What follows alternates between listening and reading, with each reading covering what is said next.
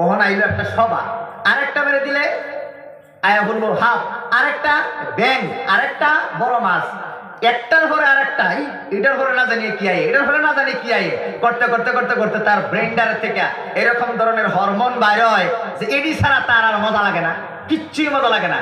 এটা করে করিয়া যাইতেছে জীবন, জীবন সবকিছু যাইতেছে। সারা জীবন কি করছো? ডেইলি যুবকেরা বর্তমান কমসে কম 3 থেকে 4 ঘন্টা সময় যদি ফেসবুক ইউটিউবের মধ্যে থাকে, তাহলে 60 বছর বাঁচলে প্রায় 10 বছর সময় এই মোবাইল টিপে টিপে যুবকের যায়। তাহলে কিয়ামতের দিন কি কইব যুবকে? আল্লাহ তোমার ইবাদত করে কাটাইছিলাম, আল্লাহ যদি কয় মোবাইল টিপে যে 10 বছর নষ্ট করছিলি, এটা কই গেল? এই যুবক বয়সটা বড় বড় গুরুত্বপূর্ণ সময়। যৌবন কাল যদি একবার শেষ হয়ে যায় আর কোনোদিন পাওয়া যায় না। এই যে বৃদ্ধ মানুষগুলার একবার জিগাও যে বাবা, বাবাজি বলো তো তোমার যৌবন কাল কিভাবে চলে গিয়েছিল? চোখের পানি টপ টপ করে পড়তে থাকবে আর বলবে আরে জীবন শেষ করে ফেলছি। এক কিতাবের মধ্যে ঘটনা লেখছে, এক বুড়া মানুষ বুড়া হইতে হইতে বোঝা হইয়া গেছে, লাঠি একটা লইয়া নইয়া নইয়া আইটা যায়। তার যুবক নাতিয়ে দেখতে কয় দাদা তুমি একটা একটা কই দিতেছো? দাদাই কয় নাতি রে, আমার একটা মূল্যবান জিনিস এই রাস্তার আড়াই আনছি, এটা বেচাইতেছি। তার নাতিয়ে কয় দাদা, ও দাদা তুমি কি আড়াইছ? তার দাদা বলে নাতি রে, এই রাস্তা দিয়ে আইতে আর যাইতে আমার যৌবন কালটা আড়াই আলছি। দাদাই বলে এই জিনিস আড়াইলে কি আর, নাতিয়ে বলে এই জিনিস আড়াইলে কি আর পাওয়া যায়? দাদাই বলে পাওয়া যায় না জানি, পাওয়া যায় না আমি জানি, তার বাদেও টুকাই, তার বাদেও বিশ্রাই, যেন যাদের হারাইছে না তারা যেন সাবধান হয়ে যায়। ও যুবক, আজকে তোমার শরীরে শক্তি আছে, একদিন থাকবে না। একজন মুরব্বীরাও তারা চাই নাই যে আমরা বুড়া হয়ে যাই, কেউ চাই নাই। আস্তে আস্তে তোমার শরীরের ডিএনএ গুলা আস্তে আস্তে মরে যাইতেছে। এই ডিএনএ মরার কারণে তোমার চুলগুলা সাদা হয়ে যাইতেছে, দাঁতগুলা নরম হয়ে যাইতেছে। ডিএনএ মরার কারণে তোমার শরীরের চামড়াগুলা ঢিলা হয়ে যাইতেছে। এই ডিএনএ মরতে মরতে মরতে মরতে একদিন এই তোমার সব ধ্বংস হয়ে যাইবে।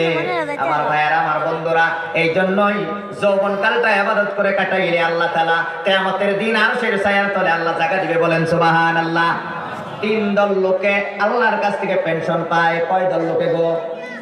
হ্যাঁ, 3 দল লোকে পেনশন পায়। পেনশন কারে কয়? ডিউটি ছাড়া বেতন পাইলে এটারই পেনশন কয়। ডিউটি ছাড়া বেতন পাইলে এটারই পেনশন কয়। 3 দল লোক আল্লাহর কাছ থেকে পেনশন পায়। নাম্বার 1 এমন যুবক যে যুবকে যৌবনকালে আল্লাহর ইবাদত করছে, বুড়া হয়ে গেলে যৌবনের মতো ইবাদত করতে পারে না। আল্লাহ তারে যৌবনকালে ইবাদত যত করত, বুড়া হয়ে গেলেও আল্লাহ সেই যৌবনের মতোই তারে সওয়াব দেয়। বলেন সুবহানাল্লাহ। 2 নম্বর লোক তারা আল্লাহর কাছ থেকে পেনশন পায়, তারা হইল সুস্থ মানুষ, সুস্থতার সময় আল্লাহর ইবাদত করে, বেমার হয়ে গেলে আর করতে পারে না। যেমন একজন সুস্থ মানুষ ফজরের নামাজ জামাতের মধ্যে পড়তে পারে, কিন্তু বেমার হইয়া 2 হাঁটু অচল হয়ে গেলে আর মসজিদে তো যাইতে পারবে না। এই মানুষটা যদি সুস্থ অবস্থায় মসজিদে গিয়ে নামাজ পড়তো, হাঁটুর কারণে মসজিদে নাও যাইতে পারলে ঘরের মধ্যে বয়ে বয়ে পারলেও জামাতের সবটা আল্লাহ তারা দিয়া দিব। বলেন সুবহানাল্লাহ। ও যুবক, কয়েকটা দিন 17-18 বছর থেকে আরম্ভ করিয়া 40 বছরের এই টাইমটা হলো যুবকের বয়স। এই টাইমটা তুমি দয়া করে মসজিদের সাথে কানেকশন করো। নামাজটা হইয়া ভালো কাজ করে তুমি কাটাইয়া দেও। তুমি বুড়া হয়ে গেলে ভালো কাজ না করতে পারলো, সেই যৌবনের অনুযায়ী আল্লাহ তোমার সওয়াব দিতে থাকবে। বলেন সুবহানাল্লাহ। 3 নম্বর লোক, 3 নম্বর দল, আরেক দল আছে তারা আল্লাহর কাছে পেনশন পায়। তারা হলো বাড়িতে থাকলে আল্লাহর ইবাদত করে, কিন্তু মুসাফির হয়ে যাওয়ার কারণে সে মন ইবাদত করতে পারে না। বাড়িতে থাকলে মসজিদে যায়, কিন্তু মুসাফির হইলে আলটা গাড়ি চালক তুমি যেতেছো জুম্মার দিন আইনে এলহার লেগিয়া আলটা গাড়ি খারাপ করিয়া নামাজ পড়ার সুযোগ এনে দিব। এই যে জুম্মার নামাজটা তো পড়বার হইলেন না, বাড়িতে থাকলে তো পড়তে পারেন, নামাজ ছাড়ুন না। কিন্তু মুসাফির হওয়ার কারণে এই যে আপনি নামাজটা পড়তে পারেন নাই, আল্লাহ তাআলা সেই জুম্মার নামাজ পড়িয়া যত সব পাইতেন, সেই জুম্মার নামাজ আইনের পড়তে পারছেন না, জোহরের নামাজ পড়ছেন, আল্লাহ কিন্তু সব দেব জুম্মা। বলেন সুবহানাল্লাহ। এই 3 দল লোক এই জন্য যুবক বয়সটা আমরা আল্লাহ তাআলার ইবাদতের মধ্যে কাটাইতে হইলে যুবকদেরকে কন্ট্রোল করতে হবে, তাদেরকে বুঝাইতে হবে বাবা এই যৌবন জীবন তোমার থাকবে না। ये चमन सेहरा भी होगा, ये खबर बुलबुल को दो ताकि अपनी जिंदगी को सोच कर कुर्बा करे। এক বুলবুল পাখি বাগানের মধ্যে বসে বসে গান গাইতেছে, আর এক বন্ধু কইয়া দেয়, ও বন্ধুরে একটা বুলবুল রে একটা খবর দিয়ে আসো যে ও বুলবুল তুমি যে এই ফুলের বাগানে বসে বসে গান গাইতেছো, এই ফুলের বাগানটা একদিন মরুভূমি হইয়া যাইব, চিরকাল থাকবো না। যেহেতু চিরকাল এই ফুলের বাগান থাকবে না, এই জন্যই তুমি এমন ভাবে জীবন কাটাও যেন তোমার প্রত্যেকটা মুহূর্ত তোমার ভালোভাবে তুমি জীবন কাটাইতে পারো। একদিন এই সুযোগ তোমার থাকবে না, মরুভূমি হয়ে গেলে ফুলের বাগান পাইবা না, গান গাইবার সুযোগ পাইতা না। মরুভূমি হইলে তোমারও মরণ অনিবার্য, কথা বলেন ঠিক কিনা? বুলবুলে তো গাছের ফল খায়া আসে গান গায়, মরুভূমি হয়ে গেলে গাছের ফলও থাকতো না, বুলবুলও থাকতো না, কথা বলেন ঠিক কিনা? ও যুবক রে, একদিন তোমার জীবনে যৌবনে মরুভূমি আইব, একদিন যৌবন তোমার মরুভূমির মতো হয়ে যাইব, একদিন যৌবন তোমার থাকতো না। এই জন্য এখনো সময় আছে, তুমি ভালো হয়ে যাও। এখন রাসূলের মতো জীবন গঠন করো, সাহাবাদের মতো জীবন গঠন করো, খালিদ বিন ওয়ালিদের মতো জীবন গঠন করো, উমর রাদিয়াল্লাহু তাআলার মতো জীবন গঠন করো। একদিন তুমি হইবা জান্নাতের বাদশা, একদিন তোমাকে নিয়ে জান্নাতে গর্ব করবে, একদিন হুরেরা তোমাকে নিয়ে গর্ব করবে, একদিন জান্নাতি আকাশে বাতাসে তোমার মনটা উজ্জ্বলা করে দিবে। এমন ভাবে জীবন তোমরা গঠন করো, আর না হয় কিয়ামতের দিন তুমি যুবক এই ডাক্স খায়া মদ খায়া তুমি কোনোদিন কি করতে পারবা না, কিয়ামতের দিন উত্তর দিতে পারবা না। আচ্ছা, যুবকে যৌবন কালটা ভালো কাজে কাটাইবো গুনাহ ছাড়া, এর জন্য জ্ঞানের দরকার আছে না নাই? এই জন্য আল্লাহ বলে তুমি জ্ঞান অর্জন করো। 3 নম্বর প্রশ্ন আরেকটা আল্লাহ তাআলা করব। 4 নম্বর প্রশ্ন আল্লাহ তাআলা মানুষের মাল সম্পর্কে প্রশ্ন করবে। আল্লাহ বলবে ওয়ান মালিহি মিন আইনা ইকতাসাবাহু, সারা জীবন মাল করতে কামাই করছো তার হিসাব দাও। চিন্তা করে দেখেন, সারা জীবন মাল করতে কামাই করছো, আজকে হিসাব দাও। বলতে আপনি বালিগ হওয়ার পর থেকে নিয়ে কেউ কৃষি করিয়া পয়সা কামাই করছুন, চাকরি করিয়া পয়সা কামাই করছুন, কামলা দিয়া পয়সা কামাই করছুন, ব্যবসা করিয়া পয়সা কামাই করছুন, না ভিক্ষা করিয়া পয়সা কামাই করছুন, না কি করিয়া পয়সা কামাই করছুন, না ওয়াজের এই চেয়ারের মধ্যে বইয়া কন্ট্যাক্ট করিয়া পয়সা কামাই করছুন, কোনভাবে পয়সা কামাই করছো আজকে হিসাব দেব, হিসাব দেব। বলেন মুসলমানে বর্তমান সব মুসলমানে হালাল ভাবে পয়সা কামাই করে, হারাম ভাবে মনে কয় একজনও কামাই করে না। হাসা না একজনও করে মিশা, বাকি এনারা কি হাসা কই? হ্যাঁ, উদাহরণ দিই, মুসলমানে চুরি করে না, চুরি করে মাল কামাই করলে এটা হালাল না হারাম? 3 নম্বর প্রশ্নের উত্তর দিতে পারবো নি? দিতে পারবো নি? যদি না দেয় কি হইব? 2 ভাও ছাড়বো নি মাড়িয়ে?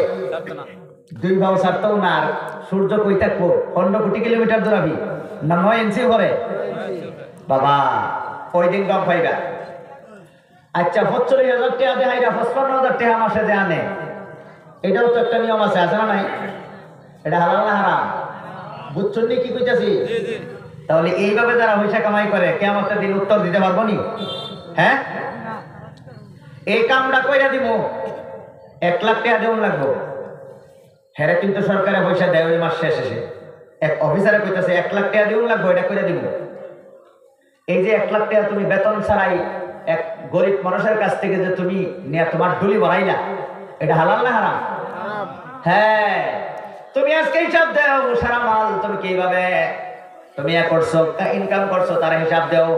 এই প্রশ্ন ভাই সহজ না, আল্লাহর কসম করে বলতেছি, এই প্রশ্নের উত্তর সহজ না, বড় কঠিন।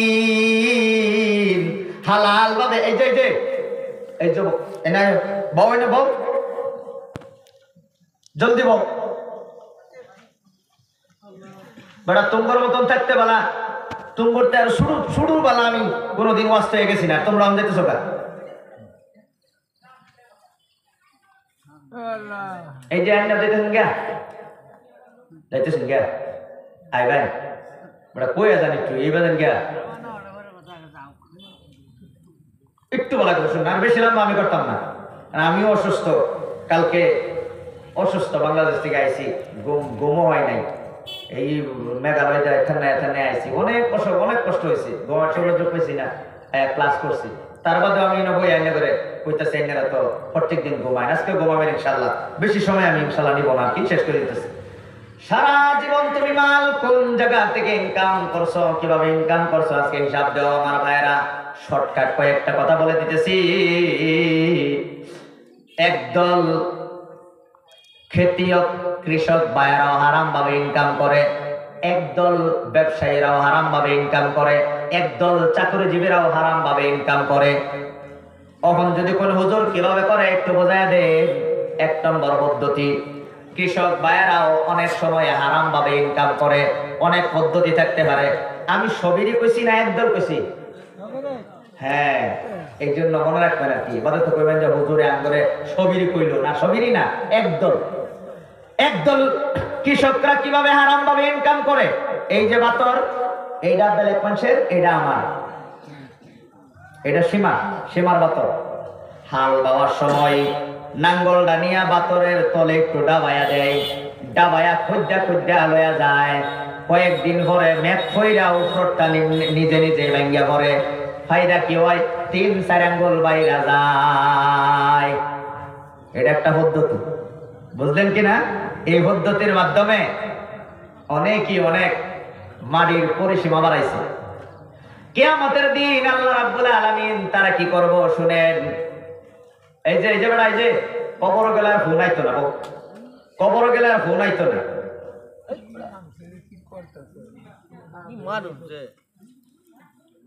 শেষ করে দেয় নাকি?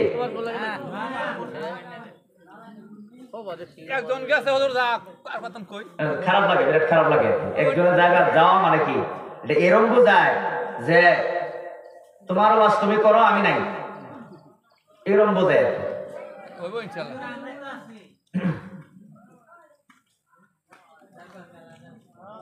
কি কইতেছিলাম? কিয়ামতের দিন যারা বিনা অন্যায়ে যদি কোনো মানুষ সীমা লঙ্ঘন করে থাকে, মাটি এইভাবে কাইরা কুইরা নিয়ে থাকে, আল্লাহ তাআলা রাসূল বলেন 7 জমিন উপরে উড়াইয়া এর মাথার মধ্যে আল্লাহ দিব সাইরা, কইব 4 আঙ্গুল বাড়াইছলি কিয়া, আজকে ব্যাগটা লইয়া যা। আমার রাসূলের কথা, এই যে যেই জায়গার মধ্যে আপনারা বসে আছেন, এই মাটিটা উঠায় আমার মাথার দিলে আমি লয়ে যাইতে পারতাম না। আল্লাহ রাসূল বলে 7 জমিন উঠায়া তার মাথার মধ্যে ছাইরা দেওয়া হইব। আল্লাহ রাসূলের কথা মিছা না।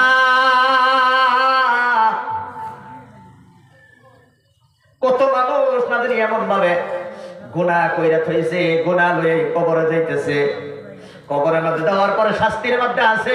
উলামায়ে কেরামে গলা ভাঙে, এই জন্য এই বাবারে এরকম ভাবে কেউ করিও না, করলেও মাপ চাইয়া দুনিয়া থেকে যাও, আর নয় মাপ পাইবা না। এই দিন ধরা খাইলে কেউ চালাইতে পারবে না। একদল ব্যবসায়ীরাও হারাম ভাবে ইনকাম করে, পদ্ধতি অনেক আছে। একটা হলো পাল্লার মধ্যে মেরে দেয়, পাল্লা কম দে, মাপে কম দে। কয়েকদিন আগে গুয়াহাটির মধ্যে আমি এক ফল দোকানিরে জিগাইলাম আম কত কেজি, যে দাম কইছে তার থেকে আমি আধা কইছি, দেখি বেড়া একটু বাদে মাইনা গেছে। আমি কইলাম এই সিজন এই আম এত কম দাম বেড়া মাইনা গেল, কারণ কি? এত কম দামে দেওয়ার তো কথা না। আমার মানে কিনার মানে মন মানসিকতা ছিল না, আমি মনে মনে কিনতাম না, কইরা এত কম দাম কইছি, বেড়া দিয়ে নিয়ে মাইনা গেছে। আমি চিন্তা করলাম আচ্ছা ঠিক আছে 1 কেজি আম দেন। আমি মনে মনে ভাবলাম, এই যে আমের সাইজ দেখতে ভাবলাম যে 7-8টা আম 1 কেজি হইব, কিন্তু দেখি বেচারা 60টা আমি 1 কেজি বানাইছে, পাল্লা আবার আইলা রয়েছে। আমার তো মনে মনে শান্তি নাই, আরে এই 60টা আমি 1 কেজি হইব, আঙ্গাইও দেখি পাতলা লাগে। লগে লগে তারা কইছে আচ্ছা আইনে দেন, আমার আমটা দেন। লয়া লগের দোকানের মধ্যে কম্পিউটার পাল্লার মধ্যে আমি আমগুলা থইলাম, থইয়া দেখি 600 গ্রাম। আমি জিগাইলাম রে ভাই, চুরি করলে এমন ভাবে করতে হয় যাতে ধরা না পড়ে। আমার কাছে এই যে তুমি ধরা হইয়া গেলা, তুমি তোর নাম দিছো মুসলমান, কিয়ামতের দিন আল্লাহ ডিজিটাল পাল্লার মধ্যে তোমার যখন মাপবো তখন তোমার দশা কি হইব একটু চিন্তা করে দেহ। নাম মুসলমান কো হুজুর আমি আইনারে ঠগাইতাম না, বড় বড় বালা করে দিয়েছি, দেখুন আইনা রয়েছে দেখি 600 গ্রাম। আমার ভাইয়েরা একদল ব্যবসায়ীরা এরম ভাবে মালের মধ্যে কম দেয়। আমার নিজের বাড়ির ঘটনা, ঘাস কাপ মাছ বেচছি, মাছ ওলারে 200 টাকা কেজি দিছে। এক মাস পরে আমার শাশুড়ির কাছে এক মাসোলা টাকার মধ্যে শেয়ার আছেন 3-4 জন, একজনে আয় 500 টাকা দেয়া কয়ে যায়। অন্যগর জামাই বাড়ির যে খেয়াল দিছিলাম, খেয়াল দেওয়ার সময় আঙ্গুর লগে দিয়ে পাল্লা মাইরা 4-5 কেজি মাছ বেশি নিছিন গা। এই 4-5 কেজি মাছের 6-7 কেজি মাছের থেকে আমার 500 টাকা দিছিন, মানে মানে হারাম ভাবে 500 টাকা আমরা দিছিন। এই জাইনার কাছে দিয়া গেলাম, কোন জাইনার জামাই রে আমার মাফ করে দিত। আর বাকি গোনা এখন পর্যন্ত একটা হয়েছে না। কিয়ামতের দিন এডি ধরা পড়বো না, এই কথা বলেন, ধরা পড়বো না নাই।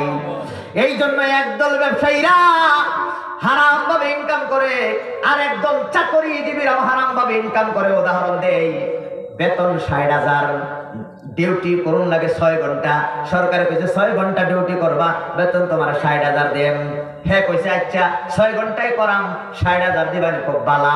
ওহন কি বাটফারি কিভাবে করে দেখুন, যে যাইতে বালা 1 ঘন্টা দেরি কইরা যায় ডিউটি, আইতে বালা 1 ঘন্টা থই আয়া পরে ডেলি কয় ঘন্টা ঠকাইলো, ডেলি 2 ঘন্টা ঠকাইলে 6 ঘন্টার যদি 60,000 টাকা মাসে হয়, তাহলে 2 ঘন্টার দাম 20,000 কিনা।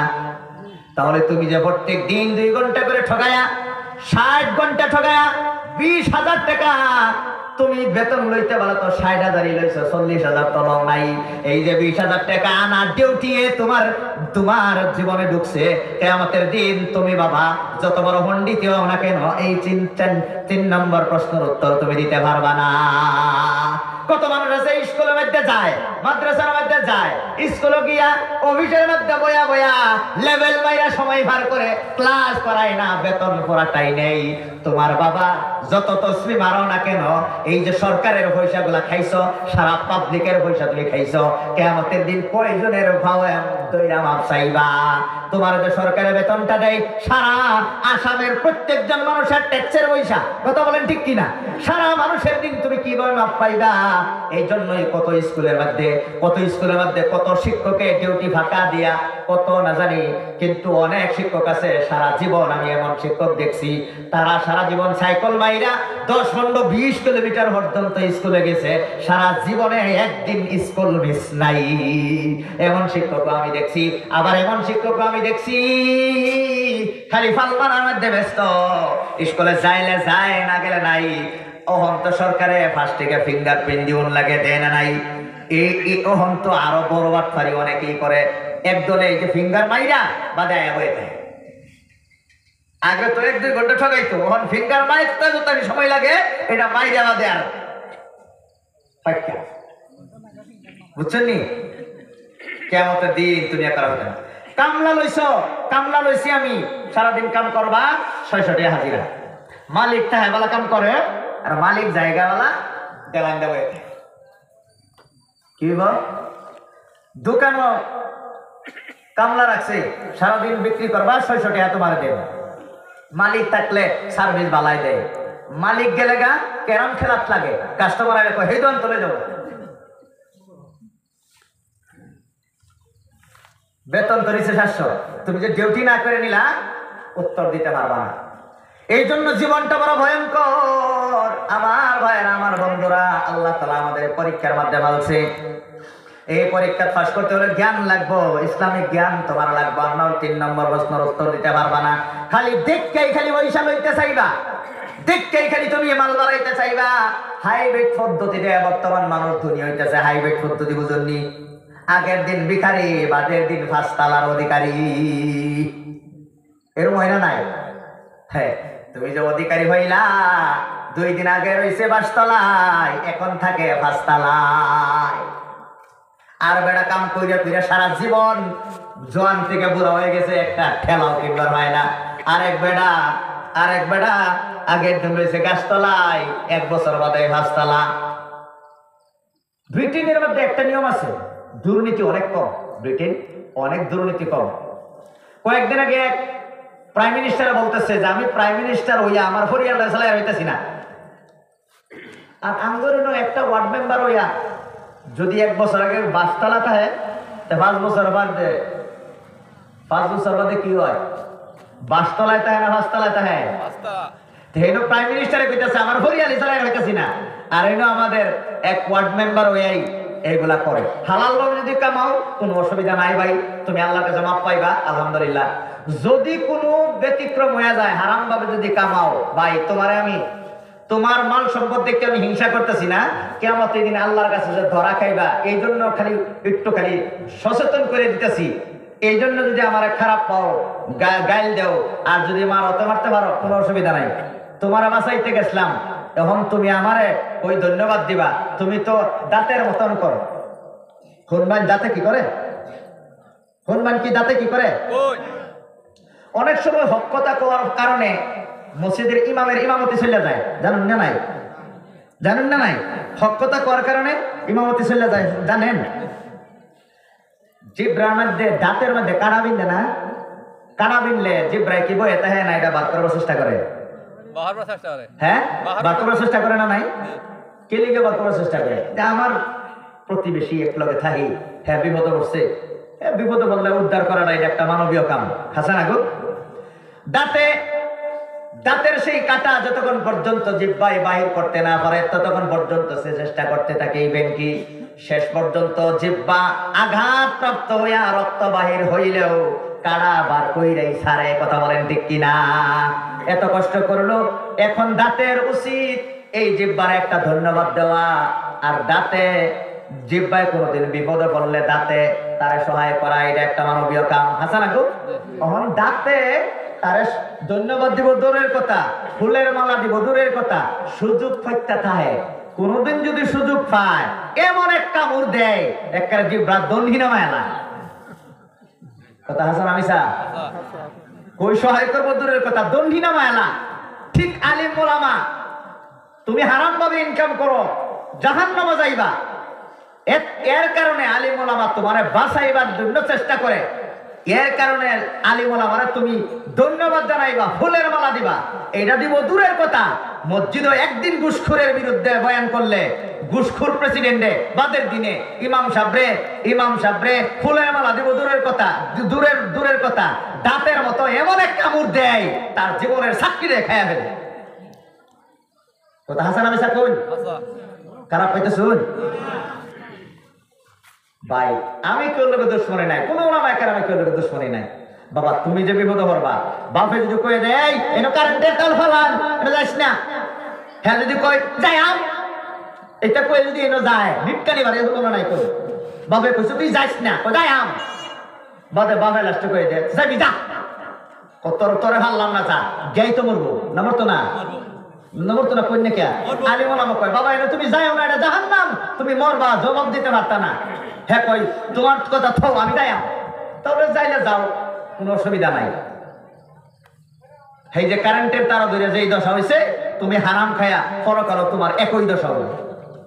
এটা তো ক্ষণস্থায়ী দুঃখ, আর এটা হলো চিরস্থায়ী দুঃখ।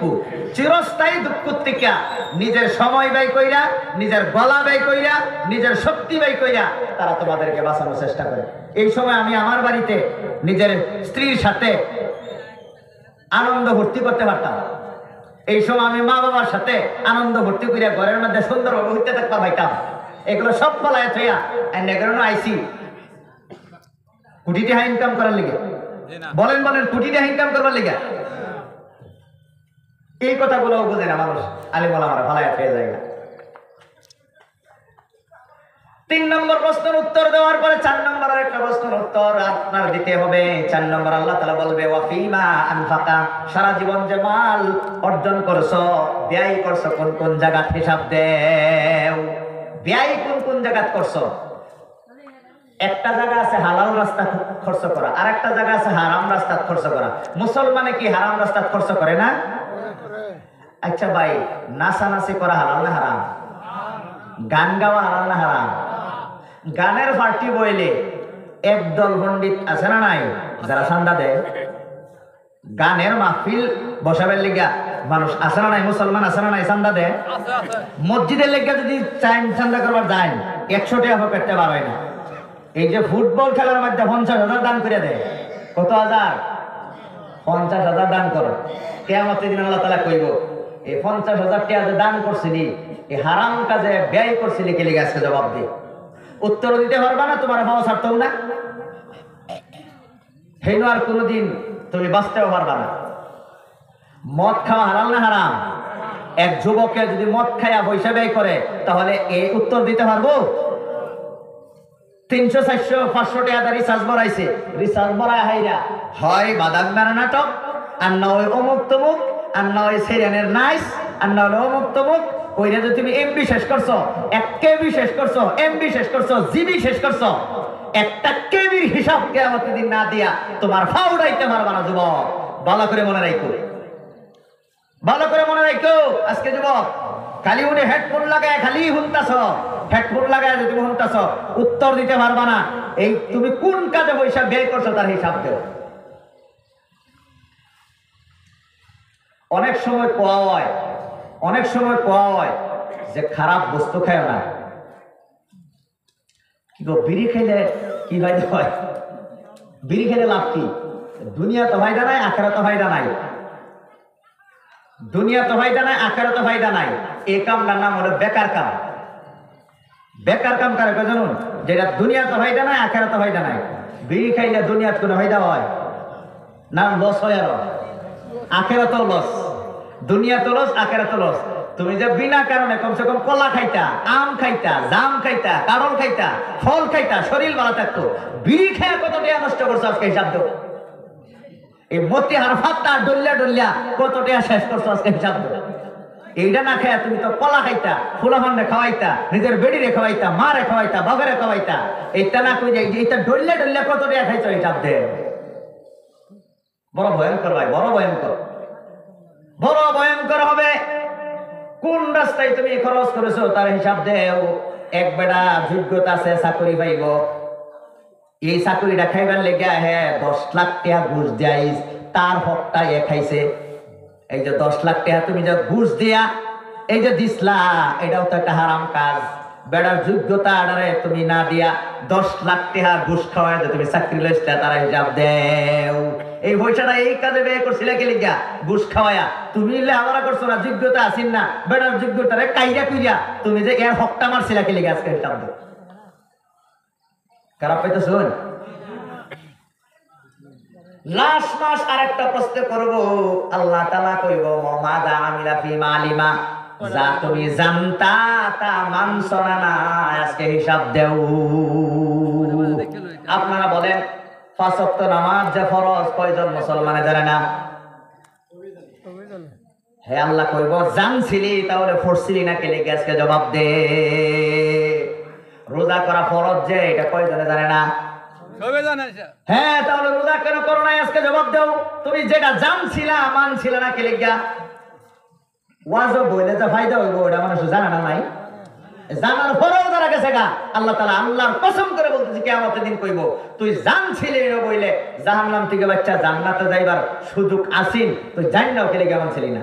পর্দা করা ফরজ যে কয়জন নারী জানে না? সবাই জানে। তাহলে সবই যে জানে, যারা চুল খুললে রাস্তাটা ঘুরে যে সমস্ত মা বোনেরা, আমার মা বোনেরা অনেকে হয়তো মাইকের আওয়াজ এনে হুঁতাছুন। পর্দা করা ফরজ। সূরা আহজাব সূরা নূরের মধ্যে আল্লাহ তাআলা বলছে নারীরা বিনা কারণে বাইরে যাওয়া অনুচিত, ঘরের ভিতরে তাহা তাদের জন্য উচিত। এটা কয়জনে জানে না? জানার পরেও যারা মানে না, আল্লাহ কইব জানছিলা তাহলে মানছিলা না কে লিগা? আজকে জবাব দাও। মা বাপকে মহব্বত করা, আদর করা, যত্ন করা, মা বাবার খেয়াল রাখা, এটা যে দায়িত্ব, এটা যে ফরজ, কয়জনে জানে না? হ্যাঁ, জানার পরেও সুন্দরী ভাইয়া বাপের লোকে খারাপ ব্যবহারটা করছিলা কেন? সুন্দরী ভাইয়া মার লোকে খারাপ ব্যবহারটা করছিলা কেন? আজকে জবাব দাও। দেখছেন নি? এটা কি সাধারণ প্রশ্ন? এই ভাষটা এই জন্য রাসূল বলে, ও আমার উম্মতেরা রে, ও সাহাবায়ে কেরাম, আমি যা দেখি তোমরা যদি তা দেখতা। এই যে দেখতেছেন গা,